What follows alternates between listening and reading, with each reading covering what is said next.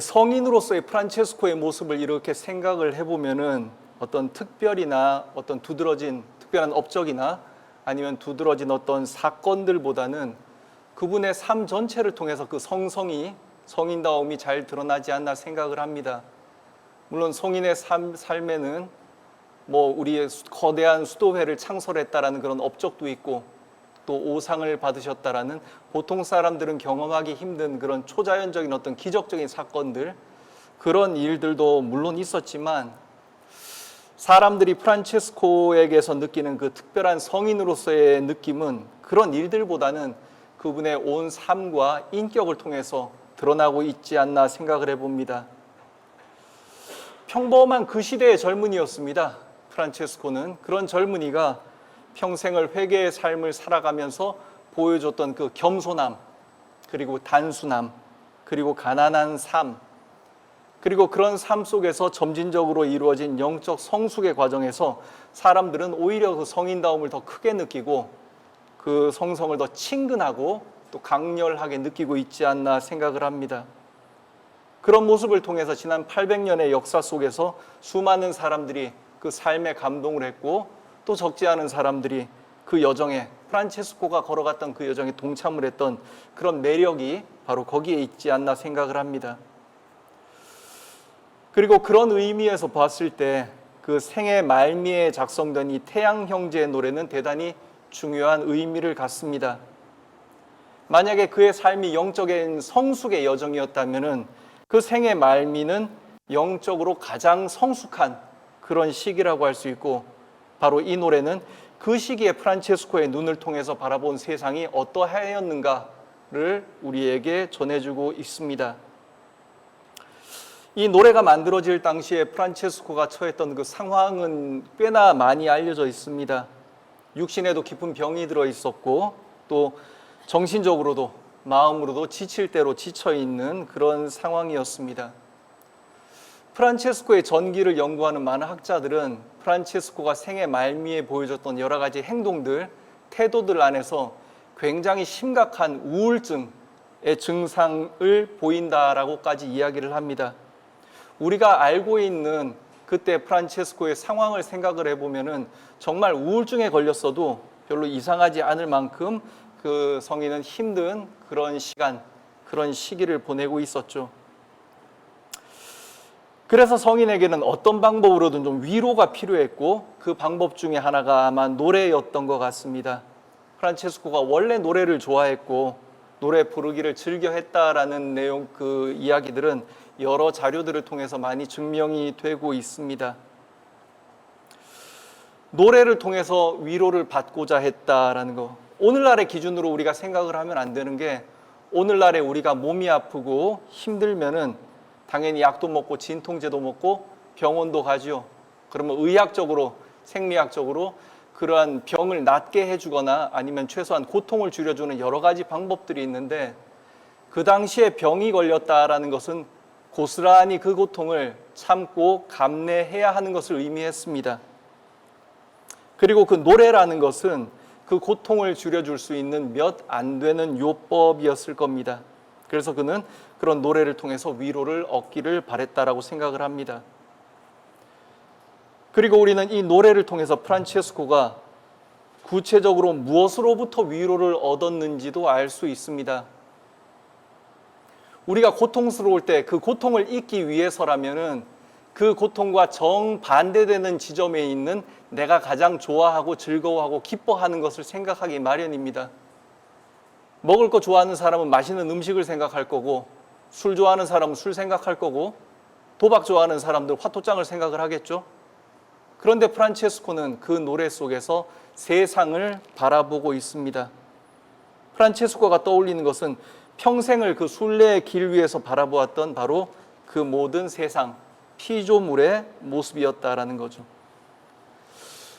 죽음을 앞두고 몸과 마음이 지칠 대로 지치고 또 병들 대로 병든 사람의 눈에 보인 그 세상은 어떠했을까?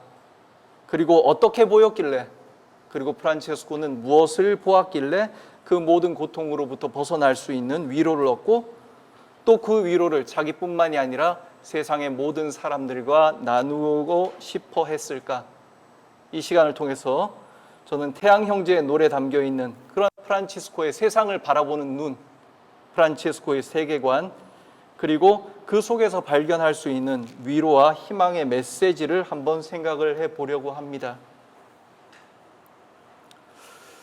프란체스코의 세계관을 다루기 전에 먼저 그 당시의 시대상 그리고 일반적인 세계관, 그 당시에 통용되던 세계관을 한번 살펴보려고 합니다. 이것을 살펴봄을 통해서 이 태양 형제의 노래에서 드러나는 세계관의 어떤 특별함을 우리가 더 쉽게 이해를 할 수 있으리라고 생각을 합니다. 프란체스코가 살았던 12세기, 13세기는 유럽이 급격한 변화를 겪던 그런 시기입니다. 전통적인 봉건 사회에서 도시 공동체 사회로 변화하였고 또 농업 중심에서 상업과 금융 중심의 사회로, 그리고 상류층이 문화를 독점하던 시대에서 민중이 점차 참여하는 문화의 시대로 옮겨가던, 한마디로 말해서 정치, 경제, 사회 전반에 걸친 커다란 변화의 시기였습니다. 농업에서 상업으로 이 경제 체제가 변화하면서 상인과 자본가 계층이 크게 성장을 합니다. 그래서 지중해와 북유럽을 잇는 어떤 교통로들, 무역로가 개발이 되고 또 제노바나 베네치아 같이 해상무역도 크게 발달을 합니다. 그래서 상인들과 자본가들은 그 무역로를 오가면서 큰 돈을 벌고 자본을 축적을 하게 됩니다. 또 무역은 상인들만 있어서 되는 게 아니죠. 물건을 만드는 사람들의 위상도 많이 올라갑니다. 이른바 장인들, 기술자들의 위상도 크게 올라가서 그 사람들도 자기 자신의 어떤 그룹을 조직해서 이른바 길드라고 하는 그룹을 조직해서 자신들이 직접 물건을 어떻게 생산을 할까 자신들이 정하고 어떤 물건의 표준을 정한다던가 아니면 물건의 가격을 책정을 한다던가 그러한 그 일들을 하면서 사회적인 영향력들을 확대해 나가고 있었습니다. 그리고 이러한 새로운 계층은 자연스럽게 정치에도 참여를 하게 되죠. 그래서 꼬뮤네라고 하는 초기 도시 자치 공동체로 발전을 합니다. 이 꼬뮤네라고 하는 것은 시민들이 자체적으로 행정, 군사, 경제를 운영을 하면서 공동의 자유와 권리를 지키는 정치와 행정 결사체라고 할 수 있습니다. 그들은 왕과 봉건, 영주 그리고 주교의 지배에서 벗어나서 직접 정치에 참여하게 되고 이것은 근대 자치도시와 시민공화국의 기초가 됩니다. 그리고 자연스럽게 이러한 큰 변화가 일어나게 되면은 기존의 질서와 충돌을 하기 마련입니다. 교황권과 황제권이 크게 충돌을 하기 시작을 했고 피렌체나 볼로냐나 밀라노 같은 그런 대도시에서는 교황파하고 황제파가 대립을 크게 일으켜서 내전이 일어나기도 하고 또 권력이 교체되는 일도 일어났습니다. 그리고 도시 공동체 내에서도 새롭게 부상했던 그런 상인 계층이라던가 장인 계층이 기존의 봉건 세력들과 충돌을 일으키기 시작을 했습니다. 이것은 점차 심각해져서 파벌주의로 발전을 하고 또 무력 충돌이 자주 빚어지기도 했습니다. 그리고 부의 편중 현상이 일어나면서 상인층과 빈민 사이에 계급 갈등도 심화되고 있고 또 하층민들이 주도하는 그런 반란들도 자주 일어났습니다. 그런데 이렇게 사회적으로 정치적으로 변화를 심각하게 일으키고 있는 이런 상황에서도 사람들을 붙잡아준 정신적인 토대로서의 그리스도교는 그대로 건재했습니다. 물론 교회의 권위가 조금 약화되기도 하고 또 이단이 번성하는 그런 좀 어려움들도 있었지만 시대가 이렇게 변화를 겪어 나간다고 해서 정신적인 토대로서의 그리스도교가 위상을 잃어버리진 않았다라는 것입니다. 또 다른 정신적인 토대가 들어온 것은 아니었다는. 사람들은 여전히 변화하는 세상 속에서도 그리스도교가 제시하고 있는 그런 강력한 세계관 위에 서 있었고 그 안에서 세상의 질서를 이해하려고 하고 삶의 의미를 찾으려고 하고 있었다라는 거죠. 따라서 이 시대의 교회, 이 시대의 그리스도교는 커다란 과제를 하나 안게 되었습니다. 그리스도교는 이미 봉건 사회 안에서 쭉 시대 역사를 이어오면서 그 시대의 시대 정신으로, 그리고 정치적인 이데올로기로서, 윤리 도덕의 기반으로서 역할을 해왔는데, 변화하는 시대에서는 그 변화한 시대에 맞는 새로운 이데올로기를, 새로운 삶의 어떤 의미나 가치를 제시를 해줘야 할 어떤 그 숙제를 떠안게 되었다라는 거죠. 변화하는 시대에도 새로운 사회, 새로운 질서에도 적용될 수 있는 그런 합당한 설명과 해답을 그리스도교가 내놓을 수 있겠는가? 그것이 바로 이 시대에 그리스도교가 안고 있었던 하나의 숙제라고 할 수 있습니다.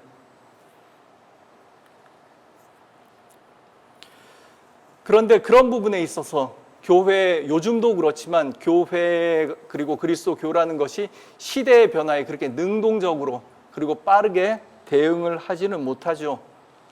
교회는 전통적으로 특히 세상의 조건이나 현실들을 어떤 현실적인 어떤 그 상황에서 해석을 하는 것이 아니라 종교적인 관점에서 먼저 바라보고 해석하게 마련입니다. 다시 말해서 세상에서 사람들이 처하고 있는 그러한 상황이나 조건들을 먼저 하느님의 뜻이나 섭리나 구원과 같은 어떤 신앙의 서사로 이제 이해를 하려고 하는 것이죠. 그리고 그런 관점은 세상의 어떤 사회적 조건들은 때론 불편하더라도 그냥 있는 그대로 받아들이는 것이 하느님 섭리에 순응하는 것이고, 또 여기에 도전하는 것은 하느님 섭리를 거스르는 것으로 간주되는 경우가 많았습니다. 중세 시대의 종교적인 어떤 세계관이 가장 많이 반영된 대표적인 예로 디오니시우스의 신학을 들 수 있습니다. 디오니시우스는 성경에 나오는 인물입니다. 사도행전에서 바오로 사도가 아테네에서 설교를 할 때 그 설교를 듣고 감화를 받아서 그리스도인이 되었고, 그리고 아테네 교구의 일대 주교가 되었다라는 어떤 전승이 이어져 내려오고 있는데, 그 인물에 대해서 자세히 알려지지는 않았습니다. 그 디오니시우스가 썼다는 그 저서들이 있거든요. 천상의 위계, 교회의 위계, 신의 이름들, 신비신학, 그리고 몇 편의 편지 글들이 그 전해지고 있었고, 그리고 그 글들이 그 중세 시대의 신학에 굉장히 커다란 영향을 미쳤는데, 현대 신학자들은 이 디오니시우스의 저서에 나와 있는 이 신학적인 내용들이 도저히 초기 교회의 신학은 아니다. 이건 적어도 5세기나 6세기 초기 교회에서 한 500~600년 이상 지난 이후에 쓰여진 글이고, 누군가가 디오니시우스라는 이름으로 혹은 이 글이 전해지는 과정에서 디오니시우스의 저작으로 잘못 알려진 책이다라고 이해를 하고 있습니다. 그래서 거짓 위자를 붙여서 이 저자를 디오니시우스라고 요즘 부르고 있는데, 어쨌든 이 디오니시우스의 어떤 신학적인 관심사는 유한한 인간이 어떻게 하느님을 인식할 수 있는가였습니다. 영적으로 육적으로 미흡한 인간이 어떻게 제한 없으신 하느님을 알아볼 수 있겠는가? 디오니시우스에 따르면은 천상의 위계를 통해서 가능하다라는 것이죠. 예를 들어서 하늘에 떠 있는 태양을 인간이 맨눈으로 직접 보지는 못합니다. 인간의 눈이 가지고 있는 능력으로는 태양이 직접 쏘는 그 빛을 그대로 다 받아낼 수가 없기 때문에 그런데, 태양과 인간 사이에 예를 들어서 선글라스를 쓰듯이 필터가 한 장 들어가면은 태양을 바로 볼 수 있다라는 거죠. 이 필터가 사람이 저거 태양을 볼 수 있게끔 빛을 적당히 줄여주고 적당히 여과시켜주면서 사람이 볼 수 있는 상황을 만들어준다라는 것입니다. 그런데 때로는 빛이 너무 세면 필터가 하나로 부족할 수가 있겠죠. 둘이 필요할 수도 있고, 셋이 필요할 수가 있고, 넷이 필요할 수가 있고. 디오니시우스는 천상의 하느님이 당신의 빛과 지혜를 유한한 인간에게 전달을 해주기 위해서 천상의 위계, 계층을 두었다라고 이야기를 합니다. 그리고 그 계층이 바로 천사들이다라는 거죠. 디오니시우스의 이론에 따르면은 천사는 세 개의 계층이 있고 이 세 개의 계층이 다시 셋씩 나눠져서 모두 9개의 천사의 계층이 있다라고 이야기를 합니다. 아마 신앙생활 하시면서 천사의 계급을 세라핌, 케루빔, 능풍천사, 권품천사 이런 얘기들을 들으신 적은 있을 거예요. 지금 그 얘기까지 다 할 필요는 없고, 어쨌든 이 천사들은 하느님과 뭔가 가까운가에 따라서, 그리고 천사가 가지고 있는 완전성에 따라서 9개의 계층으로 나뉘어진다라고 이야기를 합니다. 그리고 디오니시우스는 다른 저서 교회 위계에서 하느님께서는 천상에서만 위계를 주신 것이 아니라 이 지상에서도 하느님의 지혜와 은총을 인간들에게 베풀어 주기 위해서 위계를 두셨다라고 이야기를 합니다. 그것이 바로 교회라는 것입니다. 디오니시우스에 따르면 교회는 인간의 계획으로 만들어진 조직체가 아니라 천상의 위계, 다시 말해서 이 우주적 질서가 지상에 내려온 그런 하느님의 선물이다라는 것이죠. 그래서 이 천사의 위계에 맞는 교회의 교계 제도를 대입을 합니다. 천사가 세 개의 계층이 있는 것처럼, 그리고 지상의 교회에도 주교와 사제와 부제의 어떤 계층이 있고, 천상에서 하느님의 빛과 지혜가 천사를 타고 내려오는 것처럼 지상에서 하느님의 은총은 성사를 통해서 내려온다라는 것입니다.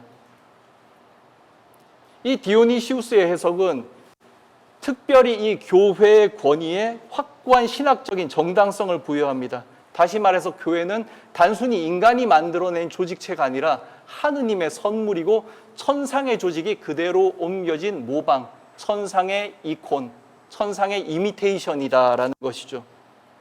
그리고 이러한 교회관은 중세 시대의 어떤 제도교회와 성직자들의 권위에 강력한 이론적 기반을 제공합니다.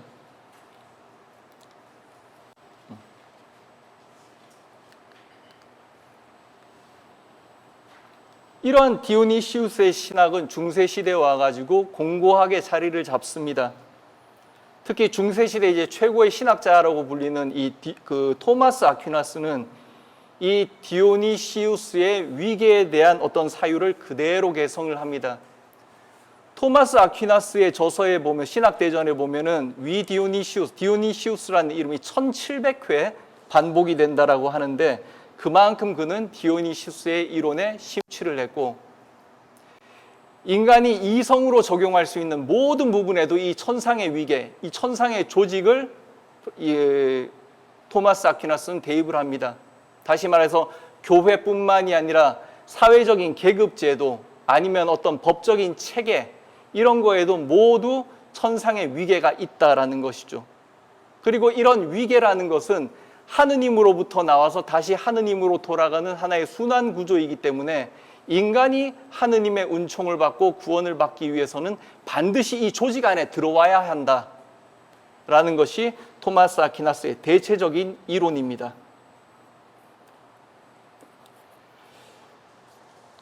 교회의 입장에서 보면은, 특히 이제 아까 말씀드렸던 것처럼 세속 권력들이 계속 성장을 하고 있었고, 또 교회의 권력에 강하게 충돌하던 그런 시대에 교회 권력의 우위성을 주장하기 위해서 이러한 이론들은 대단히 유리하게, 유익하게 작용을 했습니다. 그래서 교회는 이러한 신학적인 배경을 토대로 해서 변화하는 세상 속에서 교회의 권위를, 기존의 질서를 지키려는데 집중을 했다라는 거죠. 대표적으로 나온 교회 선언이 바로 1302년, 물론 프란체스코 사후이기는 하지만 1302년에 보니파시오 8세가 선포한 우남 쌍탐이라는 칙서입니다. 여기에서 유명한 교회 명제 하나가 나오죠. 교회 밖에는 구원이 없다. 교회 밖에는 구원이 없고 세상의 모든 권한은 교회의 권위 아래에 있다라는 것이 이 우남 쌍탐의 대표적인 어떤 내용입니다. 결국 13세기의 그리스도교적인 이 세계관은 신앙과 신학의 이름으로 사회 질서를 규정하는 하나의 이중적인 기능을 수행했다라고 할 수 있습니다. 교회는 천상적 위계의 지상적 반영으로 자기를 이해를 하면서 모든 권위는 하느님으로부터 비롯되었다라고 교회의 권위를 정당화하지요. 동시에 교회는 이 영적 권위를 세속 권위 위에 두면서 교황을 지상 최고의 권력자로 자리매김을 합니다. 그리고 이러한 세계관은 필연적으로 교회를 배타적이고 폐쇄적인 방향으로 이끌고 갑니다. 물론 교회밖에 구원은 없다라는 이 선언은 신앙의 순수성을 지키기 위한 어떤 시도였지만 그 말 그대로 세상을 이분화하였다라는 거죠. 그리고 타자를 배제하는 방향으로 나아갔다는, 교회밖에 모든 세상을 배제하는 방향으로 나아가는 초래를 합니다. 그 결과 교회는 스스로 세상으로부터 자신을 분리하는 결과를 초래했고, 복음적 메시지는 점점 약해지고 종교 변혁의 도전을 불러오는 중요한 배경이 됩니다. 세상에 대한 관점도 그렇고 피조물에 대한 관점도 요즘과 많이 다릅니다. 우리가 반복해서 상기해야 할 것은 프란체스코의 시대는 지금으로부터 800년 전이고 그 시대에는 지금과 모든 것이 다 달랐다라는 거죠. 단순히 우리가 누리고 있는 과학 문명의 어떤 차이뿐만이 아니라 기본적으로 사람들이 하고 있는 생각들, 가치관들, 그리고 어떤 사유의 체계들이 요즘과는 많이 달랐다라는 것을 우리가 전제를 해야 합니다. 오늘날 보면은 사람들이 세상의 자연, 세상의 피조물을 보는 시각은 대단히 낭만적입니다. 그런데 과거에는 그렇지 않았다라는 거죠. 사람들에게 자연은 늘 적대적이고 위험한 존재였고 극복해야만 하는 그런 대상이었다라는 것을 우리는 기억해야 할 필요가 있습니다. 물론 자연과 어떤 피조물이 인간들에게 직관적인 어떤 그 아름다움을 줄 때가 있습니다. 예쁜 꽃을 보면은 800년 전 사람이나 현대 사람이나 똑같이 저것은 예쁘다라는 생각을 할 거예요. 물론 그런 공통점은 있겠지만 기본적으로 그 시대의 사람들에게 이 자연이라고 하는 것, 피조물이라고 하는 것은 가혹한 생존의 장이었다. 그리고 피조물은 치열한 투쟁의 대상이었다라는 사실을 기억해야 할 필요가 있습니다. 당연히 인간과 피조물 사이에 형제애 같은 어떤 가족적인 유대는 존재하지 않았습니다. 오히려 헬레니즘 문화를 영향을 강하게 받은 초기 교회에는 어떤 피조물에 대한 어떤 유대들, 그런 것들이 조금 남아 있었을 수도 있는데, 그 중세 시대에 접어 들어오면서 아까 말씀드렸던 그 위계, 존재 위계의 신학이 일반 피조물에도 그대로 적용이 되거든요. 그래서 피조물에도 상위 피조물과 하위 피조물이 있고, 인간도 피조물의 하나지만 그거보다 훨씬 더 아래에 있는 하위의 피조물도 있다라는 그런 식으로 해석이 되면서 더 이상 형제적인 어떤 피조물과의 관계, 가족적인 관계는 시대에는 존재하지 않았습니다.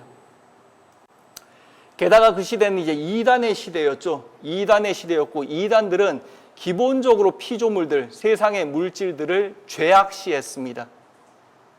그러한 이단이 널리 퍼져 있는 그런 시대에 피조물에 대한 일반적인 사람들의 생각은 그렇게 썩 호의적이지 않았고 낭만적이지도 않았다라는 거죠. 그럼 교회는 피조물을 어떻게 생각을 했는가? 물론 이단과 교회는 완전히 적대적인 상극의 관계였지만 피조물을 대하는 태도에 있어서는 어느 정도 공통점이 있는 것처럼 보이기도 합니다. 그 시대의 대표적인 어떤 피조물에 대한 어떤 저서로는 갑자기 이름이 생각이 안 나네. 로타리오 디 세니, 지금 그 PPT에 나와 있는데 라는 사람이 쓴 세상의 경멸에 관하여라는 저서를 들 수 있습니다. 이 저서는 중세시대에 굉장히 큰 어떤 반향을 일으켰고 꽤 긴 시간 동안 사람들에게 읽혔던 그런 책이기도 합니다. 이 책은 금욕적인 주제를 다루면서 굉장히 사실적인 묘사를 통해서 인간은 태어나면서부터 죄로 인해 타락한 존재다라고 이야기를 합니다. 굉장히 내용이 직설적이기 때문에 그런 부분을 빼고 나서도 지금 한 몇 구절을 실어놨는데, 만물의 기초인 물질의 부패는 물, 먼지, 작은 뼈 조각 혹은 악취 나는 더러운 찌꺼기다. 굉장히 직설적인 표현으로 세상의 피조물들, 그런 것들을 좋지 않게 부정적으로 바라보는 시각을 드러내고 있습니다. 그 PPT에 나와 있는 저 그림이 로타리오 디 세니의 모습인데 삼중관을 쓰고 있죠. 나중에 교황이 됐다라는 이야기입니다. 그 로타리오 디 세니가 우리 프란치스칸들에게는 굉장히 익숙한 이름 인노첸시오 3세입니다. 그 프란체스코와 굉장히 깊은 연을 맺은 사람인데 어쨌든 저러한 관점을 가지고 있었다라는 것. 물론 그리스도교 안에서 말하는 세상에 대한 어떤 염세적인 시각들 아니면 허무주의 같은 것이 이단들이 말하는 세상의 피조물들을 악으로 보는 시각과는 같지는 않습니다. 코엘렛에서 말하는 것처럼 허무로다 허무, 모든 것이 허무로다라는 말씀은 이단들 주장처럼 세상의 피조물들이 죄에 물들었기 때문에 그 자체로 죄에 물들었기 때문에 허무하고 염세적이고 혐오스러운 것이 아니라 허무한 것은 그러한 유한한 피조물들에 거는 인간의 욕망들, 인간의 가치들, 인간의 집착들이 허무하다라는 그런 뜻이죠. 어쨌든 그런 점에 있어서 그 그리스도교적인 관점과 이단들의 관점에는 분명한 차이가 있는데 어쨌든 그럼에도 불구하고 이러한 시각들은 프란치스코가 노래한 어떤 피조물에 대한 사랑의 고백과는 분명히 다른 결을 가지고 있습니다.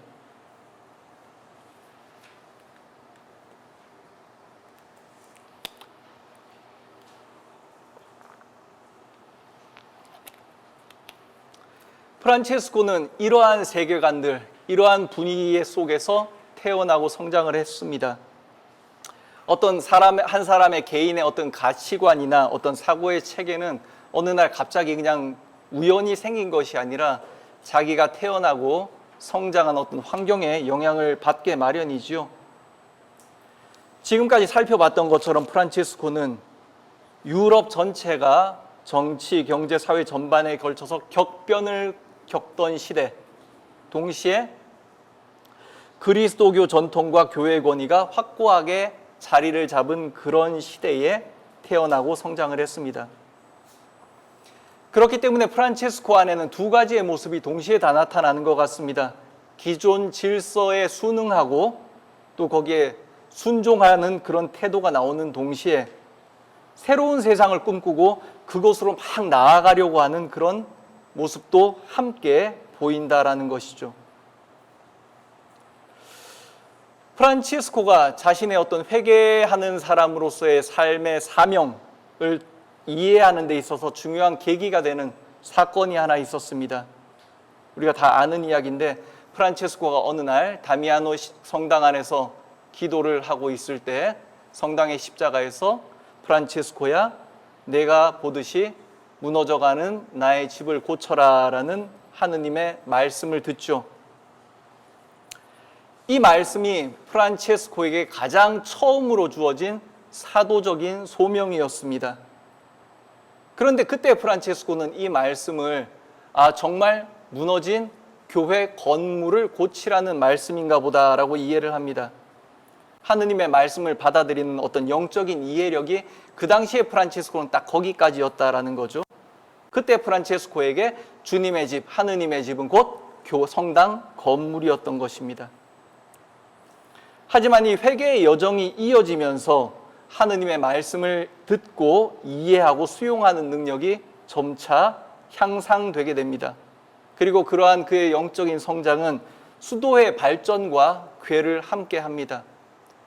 처음에 혼자서 시작한 어떤 회개의 삶이 몇몇 형제들이 몰려와서 가족적인 공동체로 변하고 아시시를 중심으로 한 도시 공동체로 성장하고 그리고 도시 공동체에서 이탈리아 전역으로 퍼져나가는 국가 공동체로 그리고 알프스와 지중해를 넘어가는 유럽 전체를 커버하는 세계 공동체로 성장하는 이 과정들을 통해서 프란체스코도 점점 큰 우물로 최종적으로는 우물 밖으로 뛰어나오는 개구리처럼 세상을 이해하는 하느님의 뜻을 이해하는 하느님의 집을 이해하는 그 영적인 성숙이 깊어졌다라는 거죠. 그리고 이러한 성숙이 이루어져가는 그 첫 번째 과정은 바로 프란체스코가 집을 떠나면서 시작이 됩니다. 하느님의 집을 고치러 떠나는 그 길의 첫 걸음은 바로 자기 집으로부터 벗어나는 것이었다. 프란체스코가 아버지와 결별하기 위해서 어떤 과정을 거쳤는지는 전기에 잘 나와 있는데, 단순히 프란체스코가 집을 떠난다라고 하는 것은 육신의 아버지의 집을 의미하는 것이 아니라 그때까지 젊은 프란체스코가 가지고 있었던 모든 익숙한 것들, 가치관들, 꿈들, 희망들, 좋다고 생각했던 그 모든 것들로부터 이탈하는 하나의 과정이었다라고 볼 수 있습니다. 자기를 붙들고 있는 그 집에서 벗어나면서부터 하느님의 집을 고치러 나가는, 하느님의 집에 살게 되는 그러한 여정이 시작이 되는 것이죠. 프란체스코는 집을 나선 이후에 더 이상 집을 소유하지 않습니다. 집을 소유하지 않고, 그러한 태도는, 집을 소유하지 않는다라는 것은 공동체를 이룬 후에는 공동체 전체의 규칙으로 발전을 하게 됩니다. 형제들에게는 집을 소유하는 것이 허락되지 않습니다. 잠시 몸을 의탁할 수 있는, 성당에 의탁을 하던가 아니면 거처에 잠시 의탁을 할 수는 있겠지만 안정적으로 거주할 수 있는 집을 갖는 것을 프란체스코는 허락하지 않습니다. 인준받은 회칙에서도 나오죠. 형제들은 집이나 거처, 그 어떤 것도 자기 소유로 하지 말 것입니다. 그 당시의 형제들은 사실상 길 위에서 머물렀습니다. 그들은 길 위의 삶을 살았던 것이죠. 하지만 이 규정, 그 인준받은 회칙에서 프란체스코가 정한 저 규정은 아주 지속적으로 지켜지지는 않습니다. 형제회가 점점 거대해지고 생활의 방식도 처음에 프란체스코가 지향했던 것과는 조금씩 달라지면서 집을 아주 갖지 않는 것은 조금 불가능해졌던 것 같습니다. 그래서 유언에 보면은 그 내용이 조금 완화가 되거든요. 우리 수도 규칙에서 서약한 거룩한 가난에 합당하지 않으면 결코 받아들이지 말아야 한다. 가난에 합당하지 않으면 받아들이지 말아야 한다. 약간의 여지가 생긴 것이죠. 하지만 그 정신은 그대로 유지가 됩니다. 거기에서 나그네와 순례자처럼 손님으로 머물러야 한다. 거기에 정주하거나 그 집에 눌러 앉아서는 안 된다. 너는 가난과 그 나그네와 순례자의 삶을 살아야 한다라는 것이죠. 프란체스코가 왜 집을 소유하려고 하지 않았을까? 그 이유 중에 하나는 그 집이 형제들의 삶을 제한하고 구속하는 유혹이 될 수 있었기 때문입니다. 집은 구조적으로 실외와 실내를 가르는 하나의 폐쇄된 공간이죠. 이 안은 안락하고 안전하기는 하지만 바깥 세상과는 완전히 다른 질서를 가지고 있는, 그리고 외부에서 내부가 보이지 않는 폐쇄된 공간입니다. 그리고 여기에서 안팎으로 드나들기 위해서는 문을 통해야 하는 것이죠. 그리고 이 문은 사람을 구분하거나 차단하는 역할을 하기도 합니다. 프란체스코는 이러한 집에서 야기되는 폐쇄성 그리고 배타성을 경계를 하고 있습니다. 프란체스코는 아버지의 집, 그 폐쇄된 그 집에 벗어나서 개방된 삶으로 들어서게 되죠. 그리고 그가 선택한 그 개방성은 가난으로 지켜지고 순례의 삶으로서 지속적으로 유지가 됩니다. 그리고 그 개방은 소유하지 않고 머무르지 않음으로써만 가능했다라는 거죠. 그리고 그런 여정 속에서 하느님의 집에 대한 프란체스코의 이해도 발전해 나갈 수 있었던 것입니다. 이러한 개방성, 무너져가는 하느님의 집을 다시 세우기 위해서는 먼저 나를 구속하고 있는 이 집에서부터 자유로워져야 한다. 그리고 이 태양 형제의 노래도 이러한 개방성에 기초하고 있음을 알 수 있습니다. 이 노래를 음미를 해보면은 이 노래는 성당이나 교회나 실내에서 울려 퍼지는 노래가 아니다라는 것이죠. 이 노래는 명백하게 길 위에서 부르는 노래입니다. 물론 프란체스코는 항상 교회와 일치하는 삶을 원했습니다.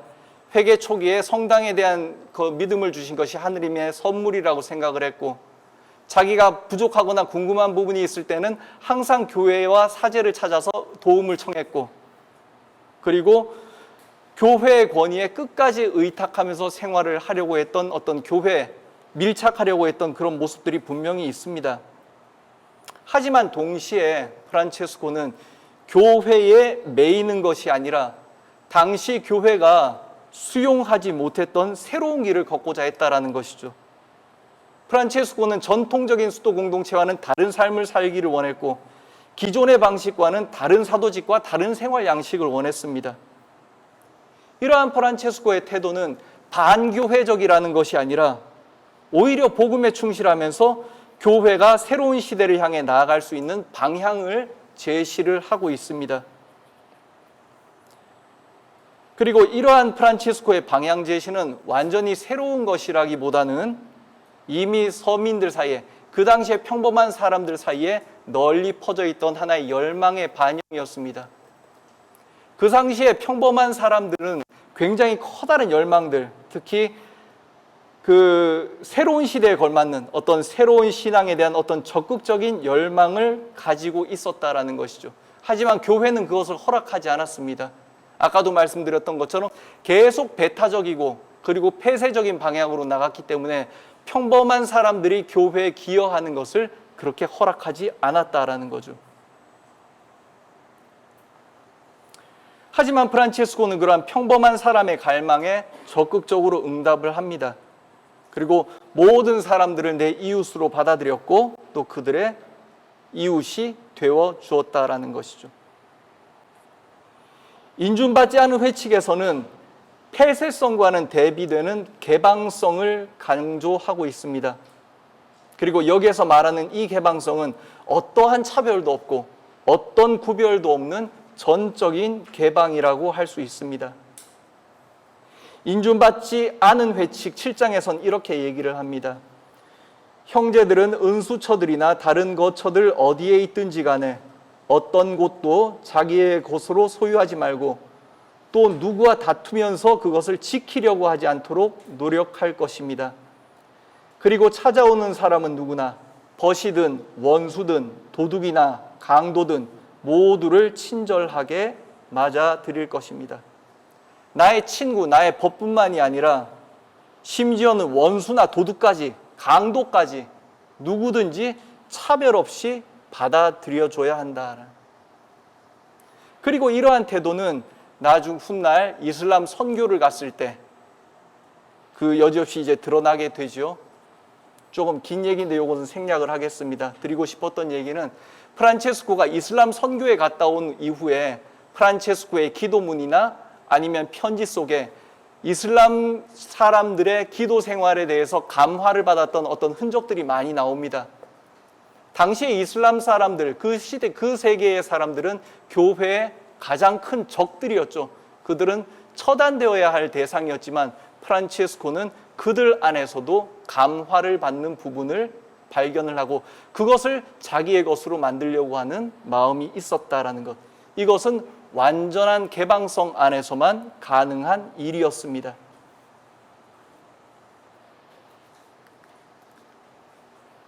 그리고 또 하나의 태도, 개방성 이외에 프란체스코가 길 위에서 살아감으로써 얻을 수 있는 또 하나의 속성은 과도성입니다. 과도성이 적절한 표현인지는 잘 모르겠습니다. 제가 다른 표현을 잘 찾지를 못해서. 그런데 과도성이라는 것은, 길 위의 삶이라는 것은 출발지에서는 떠났지만 목적지에는 도달하지 않은 중간자적인 위치를 의미합니다. 길 위에 서 있는 사람은 어디에도 속해 있지 않거든요. 그리고 그러한 중간적인 정체성은 아까 말씀드렸던 것처럼 어떤 시대의 변화 속에서 그 사이에 서 있었던 프란체스코의 어떤 위치를 상징을 하는 것 같습니다. 프란체스코는 어디에도 속하지 않았습니다. 귀족도 아니었고 평민도 아니었고 상인으로 태어났고, 그리고 세례자 요한이라는 이름과 프란체스코라는 이름, 두 개의 이름을 가지고 있었고, 또 스폴레토 계곡에서는 십자군이 되러 갈래 아니면 하느님 뜻을 기다릴래, 그 삶의 갈림길에 섰고, 프란체스코의 삶은 항상 중간에 길 위에 서 있는 삶이었다라는 거죠. 그런데 프란체스코는 이러한 중간자적인 입장을 어떤 극복해야 하는 불리한 상황으로는 보지 않았습니다. 오히려 그런 중간자적인 입장, 길 위의 삶, 어디에도 속하지 않은 그 정체성이 자신의 존재 방식을 규정하는 근본적인 정체성이라고 이해를 했던 것이죠. 그래서 프란체스코와 형제들은 어떤 특정한 집단이나 어떠한 질서에 속함으로써 그 상황에서, 자신의 불리한 상황에서 벗어나려고 하지 않았습니다. 오히려 길 위에서 머무르는 삶을 자신의 소명으로, 하느님께서 자신을 불러주신 소명으로 받아들였다라는 것이죠.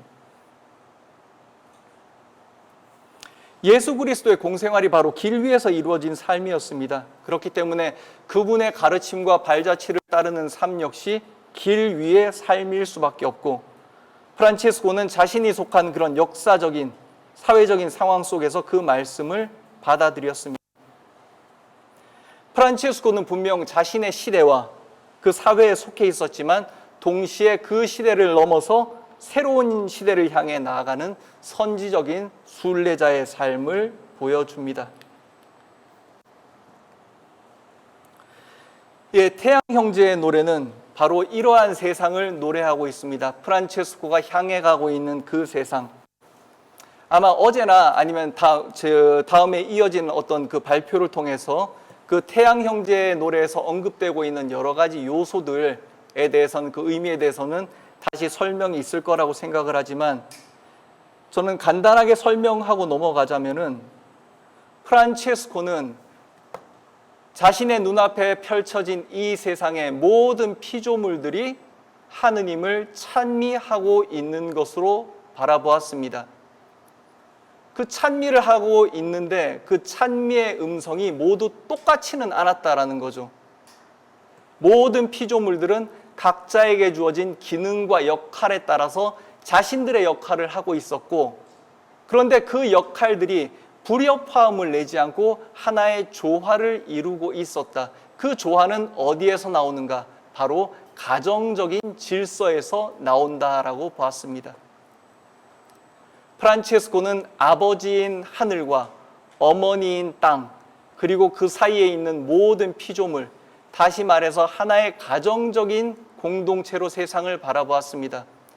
기존 중세 그 그리스도교 신학에서 세상을 획일적으로, 계층적으로 위와 아래로 구분했던 것과는 달리, 프란체스코는 하늘에 계신 한 분이신 아버지, 그리고 어머니이신 땅, 그 사이에 활동하고 있는 모든 피조물들을 가족으로 보았다라는 것이죠.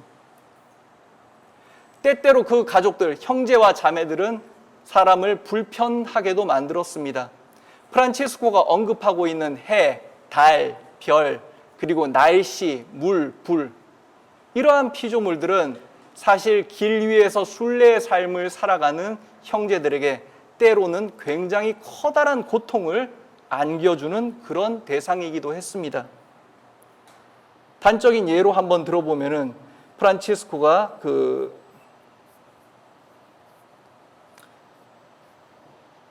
참되고 완전한 기쁨에서 얘기하고 있는 것처럼,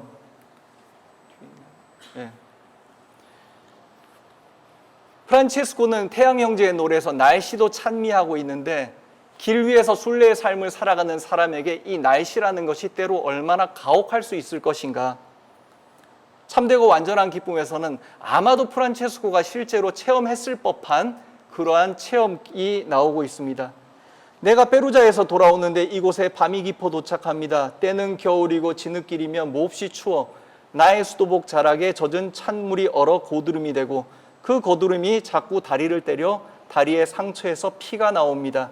그리고 내가 추위에 떨면서 진흙과 얼음에 뒤범벅이 되어, 그 당시에 순례의 삶이 어떠한 것이었는가를 우리가 짐작을 해볼 수가 있고, 그 순례의 삶이 결코 만만치가 않았고 그 순례의 삶을 고통스럽게 했던 것이 프란체스코가 태양 형제에서 노래하고 있는 그 여러 가지의 요소들, 해, 달, 별, 날씨, 물과 불 같은 것들이었다라는 것이죠.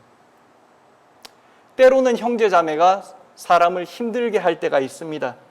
프란체스코의 말년이 그랬죠. 프란체스코가 말년에 겪었던 정신적인, 영적인 고통의 대부분은 형제들로부터 유래한 것이었습니다.